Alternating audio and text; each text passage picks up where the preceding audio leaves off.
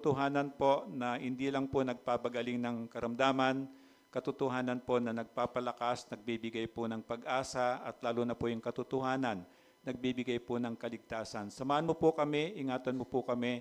Ikaw po yung maitaas po namin. Tulungan mo po kami na maibaba po namin ang sarili po namin para yung hinihanda mong salita sa bawat isa po sa amin ay matanggap po namin. Alisin mo po, O Diyos, ano man po yung distraction, alisin mo po, O Diyos, ano man yung dala namin problema ngayon, O Diyos, may isang tabi muna po namin. At ibigay po namin sa iyo yung 100 na focus po ng salita mo na makapasok po sa spirito po namin. Salamat po, Diyos. Ipinaparangalan ka po namin at itinataas po ka namin sa oras na to. Ito po yung dalangin ko, ito po yung dalangin namin sa pangalan ni Kristo. Amen and amen. Mga bata, Sunday School. Amen. So, good morning po. Makakaupo po ang lahat. At in-encourage ko po ulit kayo na tulungan ako. Bantayan po natin yung mga anak natin nang sa ganon, hindi magiging sagabal sa pakikinig ng salita ng Diyos. Amen? Amen. Okay, so sa mga batang hindi na bata, matured na, makikinig na. Okay? So mga teenager na o medyo malapit na sa teenager, importante na maintindihan nyo yung salita ng Panginoon. Amen po ba? Okay, so ngayon, good morning po sa inyong lahat at pagpalain po tayo ng Panginoon at siya po ang manguna sa akin, no? So December 15 na ngayon. Okay, so nandun pa rin tayo sa Gospel of Luke. Okay, so pinag-uusapan natin dito yung ministry ng ating Panginoon at paano tayo iniligtas mula sa pagkakasala. Okay? So last time, yung last Sunday ang pinag-usapan natin yung paglilibing kay Jesus, no? So napaka-exciting ng pinag-aaralan natin. Nilibing si Jesus, pero hindi siya nanatiling patay. Amen? Ang sabi niya, on the third day, He rose again. Okay? So, nabuhay ang ating Panginoon at hindi siya nanatiling patay. Kaya, lagi nating iisipin, no? Ang paglilibing kay Jesus, yung dalawang pinag-usapan natin, yung kalooban kalooban ng Diyos, no? Kahit anong mangyari, siya ang maghahari. Amen? Kahit anong gawin natin, kahit anong atakas natin, yung kalooban niya mangyayari. Amen? So, kumbaga, nasa kamay lahat ng Panginoon. Amen po ba? Kung anong meron tayo ngayon, kalooban ng Panginoon. Kasi ang pangalawa natin, yung milagro. Ano yung milagro? Nabuhay siyang muli. Amen? Iba yung nakita ng mga disipulo kung paano niya buhayin si Lazarus, right? From dead hanggang sa nabuhay si Lazarus. Kagagawa ng Panginoon. Pero, yung mismong siya ang namatay at nabuhay, ibang klase yun. No? So, miracle. But again, titingnan natin sa buhay natin, no? Baka iniisip mo, wala naman ng binubuhay mula sa pagkapatay ngayon. But again, yung pinag-uusapan natin, the fact na nandito ka ngayon at nabuhay ka at namulat ang mata mo ulit, nakakakita ka pa, isang milagro yun. Amen? Because even the single veins of your body ay hawak ng Panginoon. Okay? Even yung blood na nagsisirculate sa katawan natin, sa Panginoon pa rin. Amen? So, wala tayong kayang ipagmalaki. So, baka sinasabi mo ngayon, hindi naman, mukha namang walang milagro. Humihinga ka ngayon, milagro yon. Amen? At nagising tayo mula sa pagkakatulog. So, okay. So, nagising tayo sa pagkakatulog. Huwag niyo akong tutulugan, ha? Okay. And then, ang lagi natin tatandaan, ang Diyos ang naghahari. Yung pinag-usapan natin kanina. Wala nang ibang maghahari. Right now, the prince of this world, I see? No. Satan. Si Satan. Okay? Pero, darating ang panahon, sabi nga niya, itatali niya ang kaaway. At sino maghahari? Ang Panginoon. Okay? Ngayon, itanong natin sa sarili natin, sino ba nag-ahari sa puso natin ngayon? Dapat si Jesus, ang ating Panginoon. Amen? So wala nang ibang dapat na nakaupo sa puso mo, kundi ang ating Panginoon. Okay? And then, ang sabi niya, mangyayari ang layunin ng Diyos. No matter how good you are, no matter how intelligent you are, kahit anong galing mo sa larangan ng negosyo, larangan ng pag-aaral, larangan ng sports, pero kung hindi layunin ng Diyos na i-bless ka, I don't think na magtatagumpay ka. Amen po ba? So lahat ng nangyayari sa atin ngayon, layunin ng Panginoon. If you are down right now, baka ngayon hindi mo lang alam, the best is yet to come. Or, meron ginagawa ang Panginoon. Nang sa ganon, makita ng Panginoon kung ano yung nasa puso natin. Okay? Amen po ba? Amen. So, ngayon ang pag-uusapan natin ang muling pagkabuhay ni Jesus. Sino naniniwala dito na nabuhay muli ang ating Panginoon? Okay, at karamihan ang nangyayari.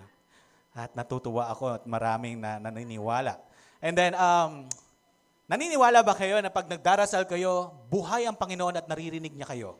Amen? Naniniwala ba kayo na pag nakikita niya ang bawat sitwasyon natin ngayon? Amen? Because siya ay nabuhay. Hindi po siya nanatiling patay. So sa Book of Luke, chapter 24, verses 1 to 12, inaanyayahan kung tumayo po tayong uli bilang respeto sa ating Panginoon. Basahin natin sa verse 1, maagang maaga pa ng araw ng linggo, ang mga babae ay nagbalik sa libingan, dala ang mga pabangong inihanda nila. Nang dumating sila doon, nakita nilang naigulong na ang batong nakatakip sa libingan. Ngunit nang pumasok sila, wala roon ang bangkay ng Panginoong Hesus. Samantalang nagtataka sila kung ano ang nangyari, biglang lumitaw sa tabi nila ang dalawang lalaking nakakasilaw ang damit. Dahil sa matanding takot, sila'y nagpatira pa. Tinanong sila ng mga lalaki, bakit ninyo hinahanap ang buhay sa lugar ng mga patay? Wala siya rito, siya ay muling nabuhay. Alalahanin ninyo ang sinabi niya sa inyo noong nasa Galilea pa siya. Ang anak ng tao ay kailangang ipagkanulo sa mga makasalanan at ipako sa krus, at sa ikatlong araw ay muling mabubuhay. Naalala nga ng mga babae ang mga sinabi ni Jesus noong una. Kaya't umuwi sila, isinalaysay nila sa 11 at sa iba pa nilang kasamahan ang buong pangyayari.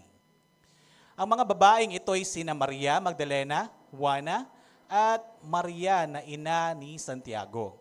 Sila at ang iba pang mga babaeng kasama nila ang nagbalita sa mga apostol. Akala ng mga apostol ay kahibangan lamang ang kanilang sinasabi, kaya ayaw nilang paniwalaan ang mga kababaihan. Ngunit tumayo si Pedro at patakbong nagpunta sa libingan. Yumuko siya at pagtingin sa loob ay wala siyang nakita kundi mga telang lino na ipinambalot kay Jesus. Kaya't umuwi siyang nagtataka sa nangyari. Amen. Ama, maraming salamat, Panginoon, sa iyong salita. At dalangin po namin, Panginoon, na ipakita mo at sabihin mo sa amin kung ano yung nais mong sabihin, Panginoon. Muli, Panginoon, itago mo ako sa iyong likuran at i-filter mo lahat ng sasabihin ko, Panginoon. Yung nais mo lamang po. At Lord, dalangin ko po na ikaw po yung makita po nila at nais po naming maramdaman ang iyong presensya. Lord, may ginawa ka na, but again, Panginoon, may ine-expect po ang bawat puso dito, Panginoon. Muli, Panginoon, ikaw lang po ang may taas, ikaw po ang mapapurihan, Panginoon. Maraming salamat sa pagmamahal mo po sa amin, sa ngalan ni Kristo Jesus. Amen. Makakaupo na po tayong lahat. Okay, so ito yung pinakadakilang pangyayari sa kasaysayan ng mundo. No? Yung resurrection. No? Meron na ba kayong nabalitaan bukod kay Jesus, bumuhay ng patay? Wala. Meron na ba kayong nabalitaan na namatay and then binuhay niya yung sarili niya? Wala. Kasi kung meron kayo narinig or nabalitaan, fake news yun. No? So ito lang yung kasaysayan, pinakadakilang kasaysayan na nangyari sa mundo. Na naniniwala tayo na ang Diyos natin ay nabuhay. Hindi siya nanatiling patay. Okay? So, gaya ng sabi natin kanina, kung nananalangin kayo, merong nakakarinig sa inyo. At kung ano ang dinadanas nyo ngayon, may nakakakita. Alam niya ang nangyayari. Kaya kahit anong ginagawa natin, may nakamasid sa atin. Okay? So, mabuti man yan, masama man yan, merong nakakakita sa atin. Amen po ba? Amen. And then, ang pagliligtas ng Diyos sa mga kasalanan, yung ginawa niya ay hindi basta-basta. Para kanino ba ito? Para sa ating lahat. Namatay siya para bayaran ang ating kasalanan. No? Alam natin ang kasalanan natin ay kabayaran niyan ay kamatayan. Kaya hindi pwedeng halimbawa hindi pwedeng ako, kasalanan ko, si Pastor Ed ang magbayad ng kasalanan ko. Hindi. Bakit? Kasi ang kailangan ng magbayad ng kasalanan ay perpekto. No? So sa mundong ibabaw na to, walang perfect na tao. Sino lang naging perfect? Si Jesus. No? So dapat perfect lamb ang magbayad ng kasalanan ng buong sanlibutan. So, and then kung walang pagkabuhay na muli, walang kaligtasan. Okay? So merong ibig sabihin, after natin na mag-suffer ng physical death, merong eternal. May eternal life. Dalawa lang yan. Kung sa langit ka, o sa impyerno ka. Okay? So, ngayon, kung walang muling pagkabuhay, o kung hindi nabuhay muli ang ating Panginoon, di ba sinabi niya sa ikatlong araw, ako'y mabubuhay muli. Maririnig niyo ko. Makikita ko kayo dahil ako'y mabubuhay muli. No? So, ito siya. And then, para maligtas, kailangang maniwala sa pagkabuhay muli ni Jesus. Jesu Kristo. Ewan ko kung saan tayo nananalangin ngayon, no? Ewan ko kung nananalangin pa rin tayo sa nanatiling Diyos na patay. Di ba nga, sabi niya doon sa mga pagano before, nananalangin kayo sa isang Diyos, sa Diyos-Diyosan niyong hindi nakakarinig, hindi nakakakita. Kaya hindi ko alam kung ang Diyos niyo o pinananalangin natin ay nakapako pa rin sa krus, pero hindi siya nananatiling nakapako sa krus. Amen? So, lagi natin tatandaan, kung binasa natin sa scripture kanina, yung mga disipulo niya, halos nakalimutan na yung pinag-usapan nila na sa ikatlong araw ako'y mabubuhay. Kung natatandaan niyo yung binasa natin, hindi sila naniniwala doon sa mga babae. Naalala ng mga babae na, sabi ng Panginoon, during His time, siya'y mabubuhay.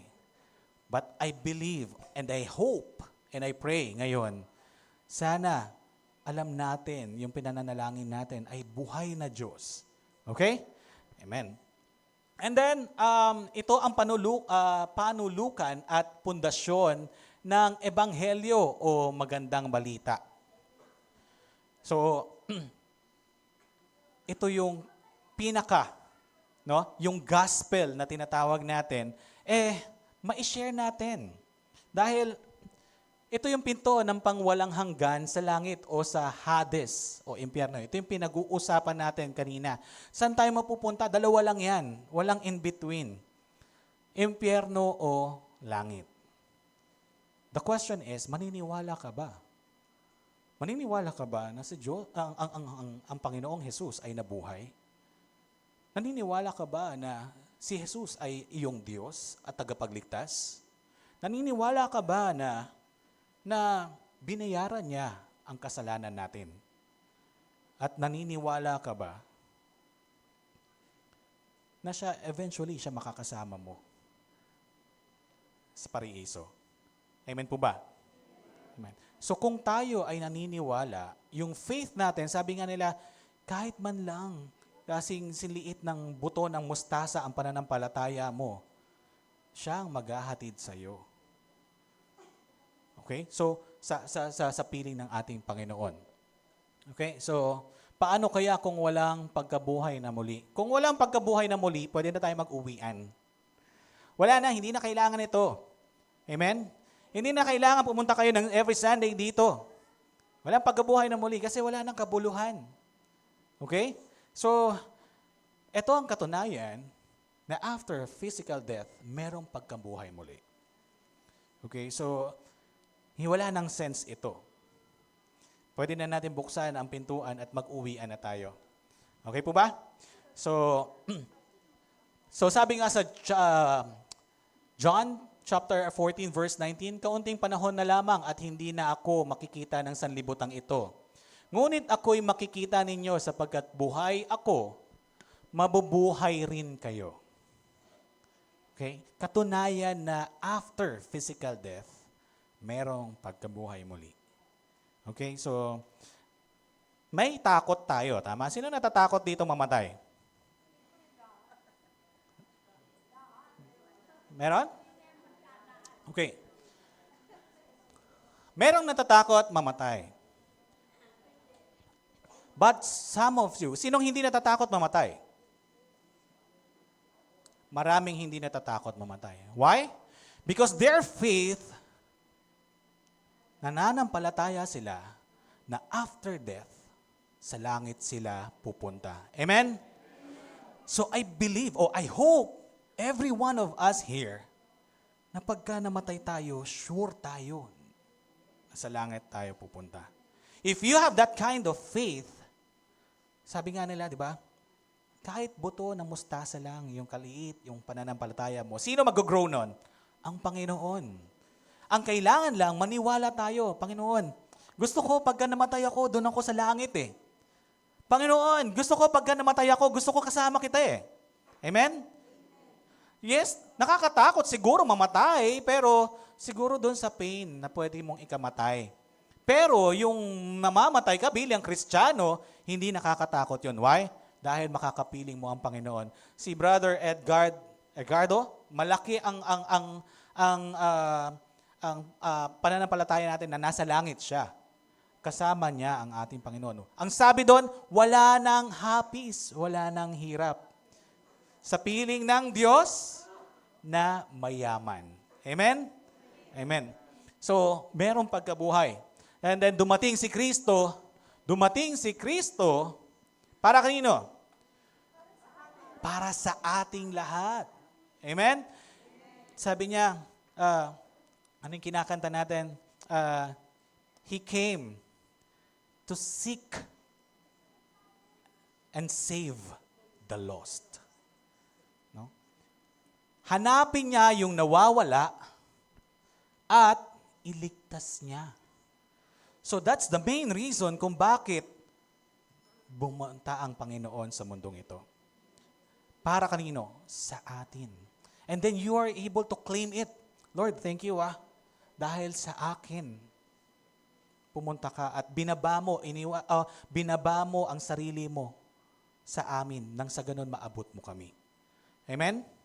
So ganito kabuti ang ating Panginoon. Dumating si Kristo para sa atin. Okay? So, and then Sunday, yung Sunday, ang practice na natin ay Sunday na talaga tayo nag-gather to celebrate. Tama? Yung pag-church natin Sunday. But the Jews, ngayon ay nandun pa rin, may nagpa-practice pa rin ng Sabbath. Bakit? Ang paniniwala nila, ang sineselebrate nila during Sabbath day, ay yung pag-alala nila kung paano sila iniligtas ng Panginoong Diyos during Egypt time. Okay? Yung iniligtas ng Diyos ang Israelita sa mga kamay ng mga Ehipto. But tayo, pag nagse-celebrate tayo ng every Sunday, ang inaalala natin yung kung paano ginawa, kung paano tayo niligtas ng ating Panginoon doon sa krus ng Kalbaryo. Amen? Nang ang mismong kanyang dugo ang kanyang pinambayad. Saan? Sa ating mga kasalanan. No? So, sabi nga nung kanta, narinig ko rin kahapon, there's no greater than love than this. Sabi nga, that a man who give his life, kanino? Sa atin. And then, wala nang mas magiging precious pa doon sa ginawa niya. Bakit? Dugo niya yung pinangbayad sa kasalanan natin. Amen? So, napaka-precious mo. Sabihin mo sa katabi mo, alam mo, napakahalaga mo. Bakit? Dugo ng Panginoon ang pinambayad para maklaim ka ulit. Amen po ba? Amen. Okay, so, next. Ito yung apat na pag-uusapan natin. Apat na katotohanan ng muling pagkabuhay. Una, walang laman ng libingan. Binasa natin, no? Wala silang natagpuan. Pangalawa, pahayag ng mga anghel. Pangatlo, unang saksi ang mga babae. Mga medyo bida rito, babae. So, hindi paniniwala ng mga alagad sa sinabi rin ng babae.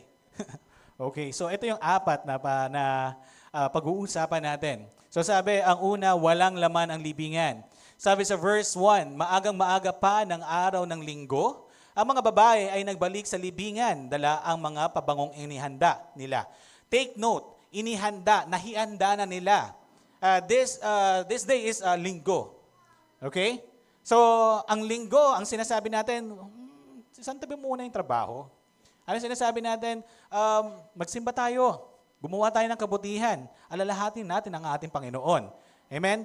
Pero itong mga to, yung ginawa nila, ginamit nila, yung hinanda nilang pabango, of course, hindi Sunday yan. Before Sunday yan. So lahat ng trabaho ninyo, tapusin nyo before Sunday. And then yung Sunday, ibigay natin sa Panginoon. Okay? So during that time, noon pa, from the very beginning, nag-start ang ministry ng ating Panginoon. Nandito na to. Andito na sila, yung mga babaeng ito. At nakita nila kung paano yung ginawa ng ating Panginoon na buhayin si Lazarus. Pakainin nila ang 5,000 tao. No? At nakita nila yung miracle na nag-multiply ang mga isda. At paano nagkasya ang bread sa 5,000. Mahigit 5,000 tao. No? Nasaksihan nila ang miracle ng ating Panginoon, ang kadakilaan ng ating Panginoon. Kaya sabi sa verse 2, nang dumating sila doon, nakita nilang naigulong na ang mga bato. Ang batong nakatakip sa libingan. Na-imagine nyo ba yung libingan before na malaking bato yan, and hindi basta-basta na igugulong yan. No? So dito pala makikita nyo na there's something special na nangyari. No? Supernatural na nangyari. So, nabuksan ang libingan ng ating Panginoon. Nakita nila. So, syempre, from afar, nakita nilang bukas ang libingan ng ating Panginoon at nag-conclude na sila. Baka kinuha na yung bangkay ng ating Panginoon. So, sino ba yung mga ganon dito? Overthink. Sabi dito, mga babae daw to. Yun, nag-conclude na ang mga babae, no? So sabi sa 1 Corinthians, tuwing unang araw ng Sanlinggo, ang bawat isa ay maglaan ng bahagi ng kanyang kinita. Actually, ito yung tinuturo ng ating pastor na 10% ng tithes. Actually, tithes ito. Kung ano yung kinita natin, yung 10% ibigay natin sa Panginoon. Ito yung bahagi ng ating Panginoon. Okay? Bakit?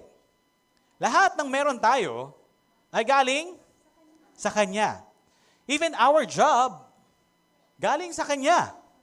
Amen? Kung anong perang meron tayo ngayon, sa Kanya. Kung anong kalakasan na meron tayo ngayon, sa Kanya. Kung anong talento mo ngayon, galing sa Kanya. And then, ang hinihingi na lang niya ay 10%. Okay? So, not 15, not 11, not 20%, but 10% only. Okay? So, yun yung tinuturo ng ating pastor. And then, ito nga yung sinasabi nila, during Sunday, no? Magsimba. And then, magpahinga. Magpahinga, no? And then, gumawa ng kabutihan. Kaya marami ako nakikitang nagpapahinga na ngayon. Okay? So, hayaan lang natin sila kasi syempre we have 6 days in a week. Medyo pagod yan. Okay? So, medyo hihinaan ko po yung boses ko. And then, nandun si Peter and John. Syempre, tumakbo. May tumakbo na babae. Sino kaya yung tumakbong babae? No? Sa mga magkakasamang iyon, si Mary Magdalene ang tumakbo. Alam natin, bago makita ng Panginoon si Mary Magdalene, alam natin kung ano ang trabaho niya. Tama? He is a prostitute. Siyempre, wala namang prostitute na medyo may edad na. Tama? So, siya yung, I think, siya yung pinakabata noon at siya ang tumakbo. At nag-report siya kay Peter and John. Okay? And then, nung narinig ni Peter and John, nagtakbuhan din. At pumunta siyempre sinabi niya na, nag-conclude siya na nakita niyang bukas ang libingan ng ating Panginoon at sabi niya, mukhang kinuha na yung bangkay ng ating Panginoon.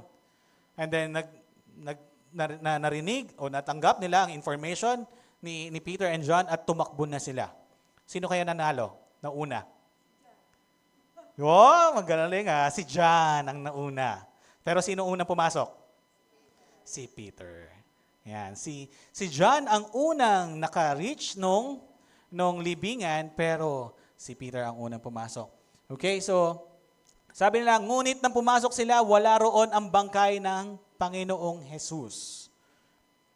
Wala ang bangkay. No? So,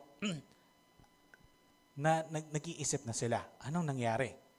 And then sabi sa John chapter 20 verse 8, pumasok din ang alagad na unang dumating. Sino to? Si John. Ibig sabihin, nauna si Peter at pumasok din, pumasok din ang isang alagad, which is John. Dumating at nakita niya ito at siya'y naniwala.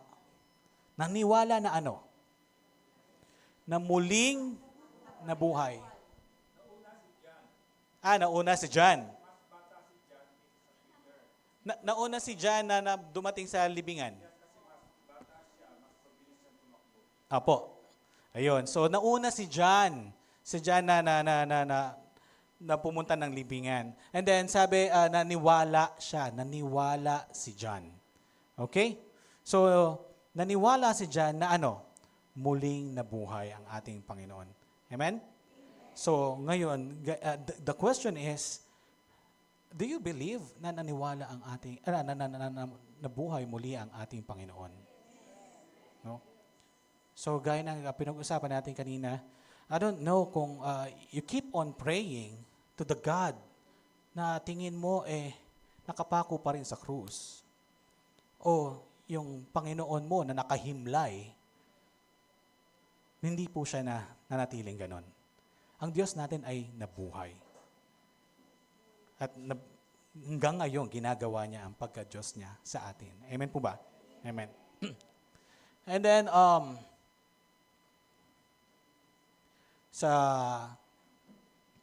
medyo nawala yung slides. Yan. Pangalawa, pahayag ng mga anghel. Ang sabi sa 4, samantalang nagtataka sila kung ano ang nangyari. Biglang lumitaw sa tabi nila ang dalawang lalaking nakakasilaw ang damit. So, anghel na nakakasilaw ang damit. These 2 angels came from heaven, of course. No? From heaven. And then, nakakasilaw ang damit. At ang sabi dito, dahil sa matinding takot, sila'y nagpatira pa. Tinanong sila ng mga lalaki, bakit ninyo hinahanap ang buhay sa lugar ng mga patay? And then, nandito na. Nire-remind na sila. Hindi nyo ba naaalala nung during na kasama nyo ang ating Panginoong Jesus, sinasabi na niya na siya'y muling mabubuhay.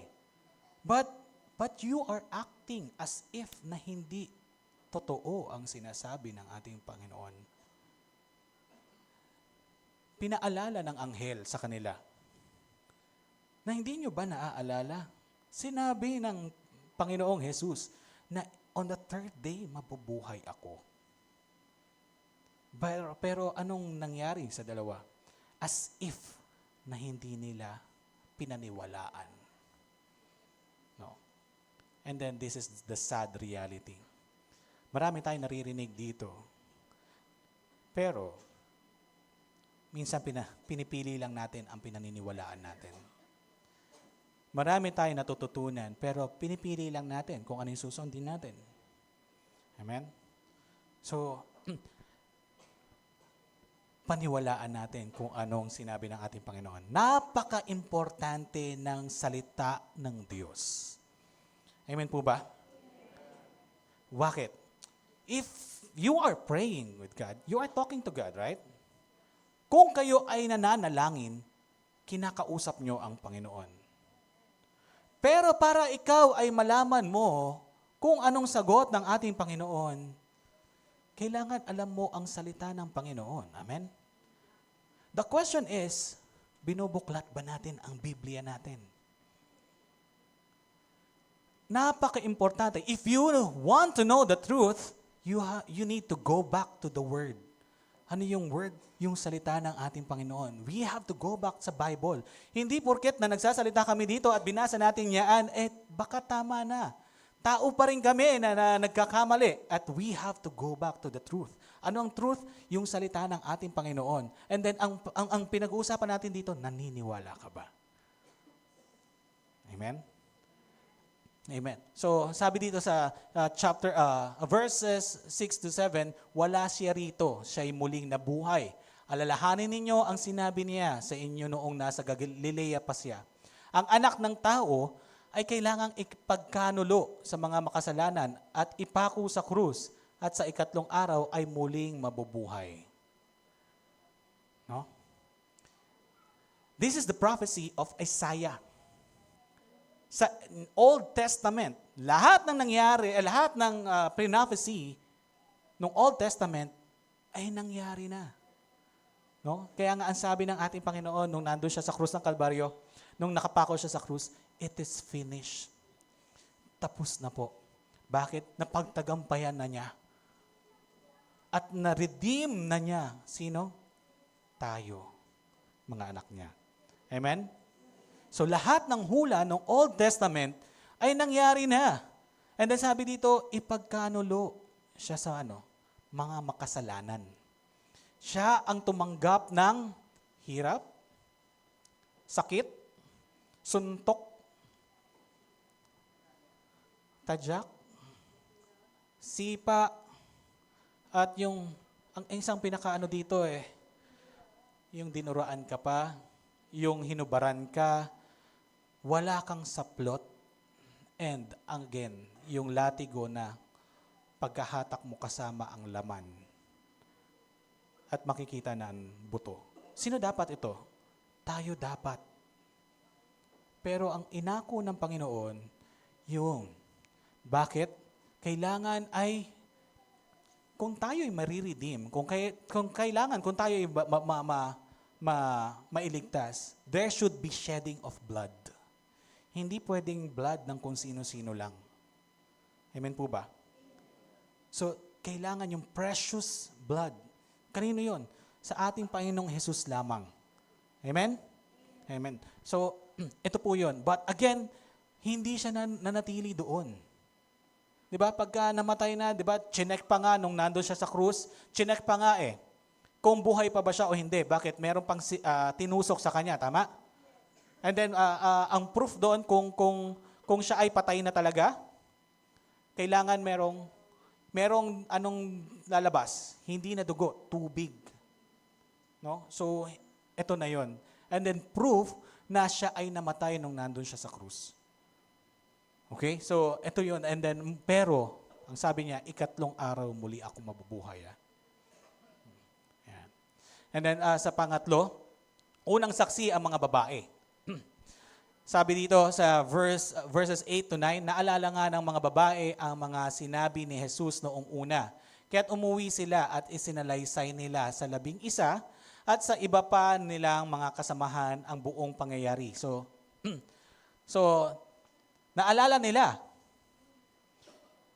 Ang galing ng mga babae, galing. So, naalala nila yung sinabi ng Panginoong Jesus. Kaya't umuwi sila. Excited sila na ipamalita sa mga apostles. Na Sabi nila, sinabi ng ating Panginoon, di ba, na mabubuhay siyang muli. Pero ano kayang ginawa ng mga apostoles? During that time, sa mga Jews, ang tawag dito, sa mga Hudyo, hindi masyadong pinaniniwalaan ng mga babae. Unlike sa mga lalaki. So kung halimbawa, kung doon sa witness, between man and woman, hindi masyadong pinaniniwalaan ang babae. So mas pinaniniwalaan ng lalaki. And doon kay Peter and John, na nakakita doon sa libingan, si John ay naniwala, tama? Si Peter hindi. So ngayon, hindi rin sila pwede maging witness, dalawa. Bakit? Magkaiba sila ng statement. Okay? So, ganun doon sa Jews. And then, pasahin pa natin, verse 10, ang mga babaeng ito ay sina Maria Magdalena, o tama. And then si Juana at Maria na ina ni Santiago, sila at ang iba pang mga babaeng kasama nila ang nagbalita sa mga apostol. So, hindi lang sila, marami pang babae. Kaya napaka-importante ng babae sa ministry. Kasi bakit? Una, mas organized ang babae kaysa sa lalaki. May gift ang kamay ng mga babae. So ever since, nandun na sila. Sila nagpe-prepare. Nakita na nila kung ano yung mga miracles ng ating Panginoon during that time. And then, alam mo yun, lahat ng ministry ng ating Panginoon, nandun sila. Amen po ba? So kaya napaka-importante ng babae. Okay? So sasabihin na po namin ngayon dito pa lang sa ECF, kailangan natin ng mga volunteers, lalo na babae. Okay? So if you want to become part of the volunteers ng ECF, pwede po kayong magsabi kay Sister Jonah. No, so napaka-welcome po niyan. And then pang-apat, yung hindi paniniwala ng mga alagad. So hindi pa rin sila naniwala. Okay? So bakit kaya? Hindi sila naniwala dahil yung pinag-usapan nga natin, hindi masyadong binibigyan ng importansya yung sinasabi ng mga babae. At ang sabi nga doon sa binasa natin kanina, ang inaakala nila ay kahibangan lang nito. No, sa verses na binasa natin na kanina, baka itong mga babaeng to nahihibang lamang. Bakit? Isipin din natin ang kalagayan ng mga apostles. Kasi during that time, takot sila. Nagkawatak-watak sila, tama? Nung hinuli ang ating Panginoon, nagkawatak-watak sila. At nandun pa rin yung pag-grieve nila dahil nakita nila kung paano namatay ang ating Panginoon. At nandun pa rin na nagluluksa sila at fixed emotions o iba-iba na nang iniisip nila. Nandun yung takot, nandun pa rin yung pag-grieve nila sa ating Panginoon. And then magkakaroon sila ng ganitong balita. Yung balita hindi naman basta-basta lang.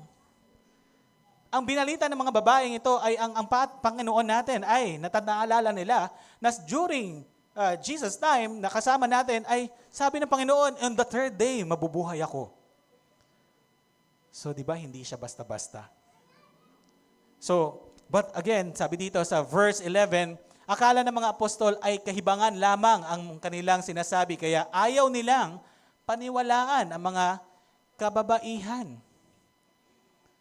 So, baka fake news yan. Baka nahihibang ka lang. Oo, nalulungkot tayo sa pagkawala ng ating Panginoon. Pero naalala ng mga babae, nang sabi ng ating Panginoong Jesus, ako'y mabubuhay. No? So, but the question is, asan yung faith nila doon sa sinabi ng ating Panginoon? Ngunit tumayo si Pedro at patakbong nagpunta sa libingan. Yumuko siya at pagtingin sa loob ay wala siyang nakita, kundi ang mga telang lino na ipinambalot kay Jesus. Kaya't umuwi siyang nagtataka sa nangyari. So, yung lino. Ano yung telang lino? Ito yung nakabalot kay Jesus. Diba parang sa mommy dati? So naka-arrange. Yun na lang ang nakita. Kasi kung nanakawin ang bangkay ng ating Panginoon, tatanggalin pa ba yun? Hindi na. Kung ikaw ay magnanakaw ng patay, Tatanggalin mo pa ba yung damit niya? Hindi na. Kukunin mo na yung buo. So dito,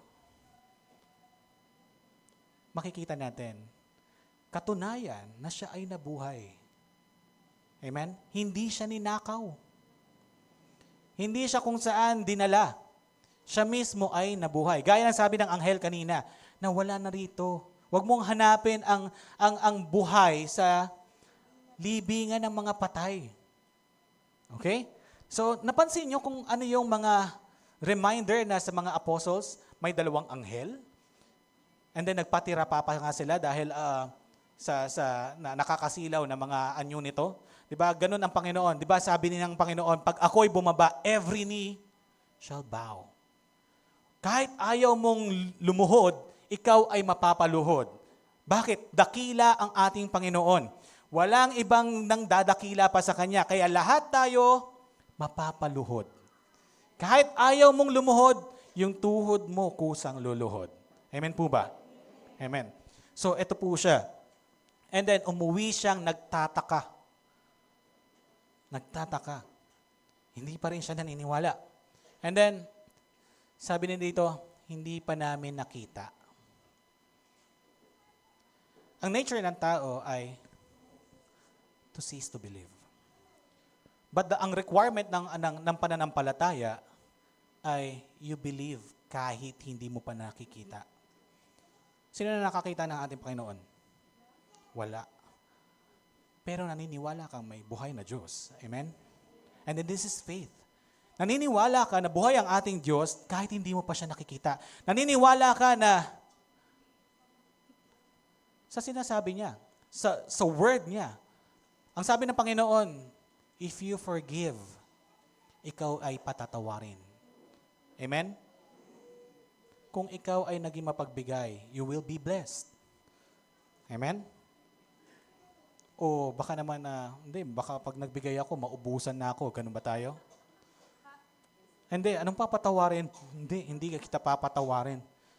Hanggang sa libingan ko, hindi tayo magkakapatawaran. Ito ba ang pinaniniwalaan natin? Kung pinaniniwalaan natin ng Panginoon, kung ikaw ay magpapatawad, ikaw ay patatawarin. Amen? So ito yung salita ng ating Panginoon. But on the third day, sabi dito, I will rose again. Amen? So, ang pananampalataya ang requirement niya. Kahit hindi mo pa nakikita, paniniwalaan mo na. And then, ang sabi ng Panginoon sa atin, kahit sinliit lang ng buto ng mustasa, yung pananampalataya mo, ako na, siya na ang mag-grow nun. So, anong pinaniniwalaan natin ngayon? Naniniwala tayo na buhay ang ating Diyos. Namatay siya sa krus ng Kalbaryo para tayo ay isave. Pero on the third day, siya ay nabuhay. Amen? So, ikaw kaya, kumusta kaya ang faith natin? Ang faith mo ba ay nakaangkla lang sa kung kaninong tao? Mas pinaniniwala mo ba ang sinasabi ng ibang tao? O mas naniniwala ka sa sinasabi ng Biblia? Amen? Because again, if you want to know the truth, we have to go back. Saan? Sa kanyang salita. Amen po ba? Kung ikaw ay gulong-gulo na ngayon, gaya ng mga apostles, nandun yung pag-grieve nila, nandun yung takot nila, kung tayo nandun sa ganong sitwasyon ngayon, we have to go back to the truth. Ano yung truth? Yung salita niya. At alalahanin natin, pagbulay-bulayan natin, ano ba nga ba ang sabi ng Panginoon? Ano nga bang sinasabi ng ating Diyos? Amen po ba? But the question is, do we know the Word? Alam ba natin ang salita ng Panginoon? So this is an encouragement to us na basahin natin ang ating Biblia. Every day merong sinesend ang ating butihing pastor sa group chat natin. Meron tayong scripture guide, Bible reading guide. Nang sa ganon, sabay-sabay tayong nagbabasa ng salita ng Diyos. Amen po ba? Kasi kung alam mo ang salita ng Diyos, hindi ka mamimislead. Amen? And then, tayo po'y manalangin. Tayo po tayo lahat. Ama namin Diyos, maraming salamat po sa kabutihan mo, Panginoon. Muli, Panginoon, dalangin po namin, Panginoon, yung pananampalataya na meron po kami, Panginoon. Dalangin po namin, Panginoon, na maiangkla po namin po ito sa iyo.